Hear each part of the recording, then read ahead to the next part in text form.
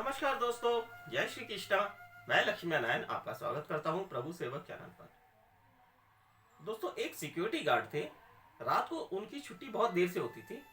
एक रात जब वो घर जा रहे थे तो रास्ते में उन्होंने देखा सड़क पर एक बहुत सुंदर महिला बैठी हुई रो रही है। सिक्योरिटी गार्ड ने उनसे रोने का कारण पूछा तो वो महिला ने कहा कि इस पूरे संसार में मेरा कोई नहीं है, मैं बिल्कुल अकेली हूँ।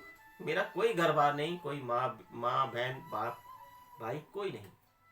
तो उसको सिक्योरिटी गार्ड ने कहा अगर आपको आपत्ति ना हो और आपको अच्छा लगे, ठीक लगे, तो आप मेरे घर चल सकती हैं मेरे साथ। इस पर वो महिला उनके घर जाने के लिए तैयार हो गई। सिक्योरिटी गार्ड के घर वो महिला चली गई। दोनों साथ रहे तो दोनों में प्रीत हो गई, दोनों में प्रेम हो गया।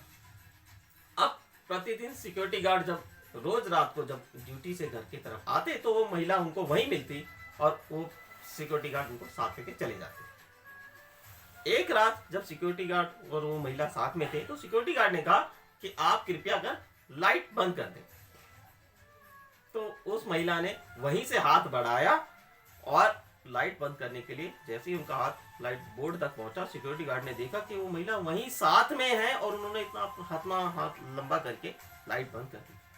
सिक्योरिटी गार्ड को समझ में नहीं आया कि वो क्या करेंगे। जो महिला मेरे साथ है ये जरूर कोई प्रेत पिशाचनी या कोई चुड़ैल है। अब वो गुमसुम से रहने लगे, परंतु बंध गए थे। वो रोज उनके साथ उनको मिलती और रोज उनके साथ उनके घर आती। परंतु सिक्योरिटी गार्ड इस चिंता में कि मैं किसके साथ रह रहा हूँ, ये मेरा क्या करेंगी, मेरा विनाश निश्चिंत है, इसलिए उन्होंने खाना पीना छोड़ दिया, काफी दुर्बल हो गए और किसी बीमारी से ग्रसित हो गए। बीमारी के कारण वो किसी वैद्य के पास गए। वैद्य जो चुड़ैल ने उनको एक धमकी दे दी थी कि आपने ये बात किसी को अगर बताई तो मैं आपका और आपके गांव में पूरा वंश है सबको समाप्त कर दूंगा। वो बेचारे डर गए, उन्होंने कभी ये बात किसी से नहीं कही और मन ही मन घुटते रहे और बहुत दुर्बल, बहुत कमजोर से हो गए।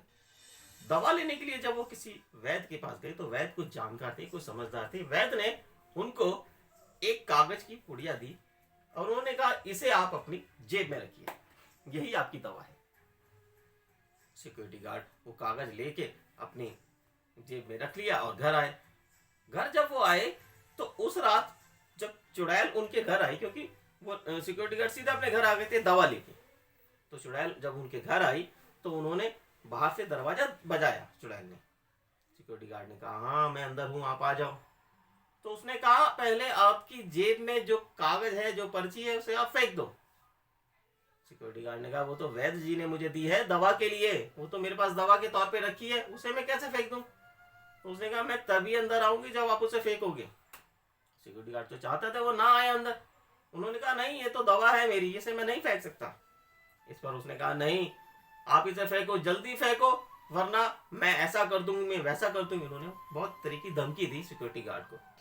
पर तो सिक्योरिटी गार्ड ने सोचा शायद ही इसमें कुछ ऐसी चीज है जिससे ये भयभीत है, ये डर है, इसको डर लग रहा है, ये नहीं आएगी। सिक्योरिटी गार्ड ने वो कागज जेब से नहीं निकाला।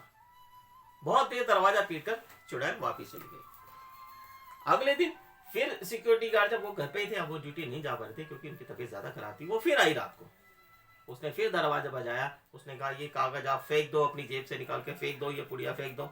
सिक्योरिटी गार्ड ने वो पर्ची नहीं फेंकी। वो चाहते ही थे कि वो मेरे पास अब ना आए। ऐसे 1 2 3 दिन जब बीत गए तो सिक्योरिटी गार्ड ने सोचा ऐसी क्या है इस दवा में, ये कौन सी दवा है जिससे ये मेरे पास आने से कतरा रही है, डर रही है।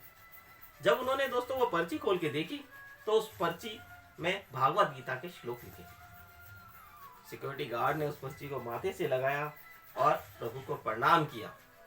तो देखो दोस्तों, मात्र एक श्लोक में भागवत गीता की इतनी शक्ति है कि उस चुड़ैल से उस सिक्योरिटी गार्ड को हमेशा हमेशा के लिए छुटकारा मिले।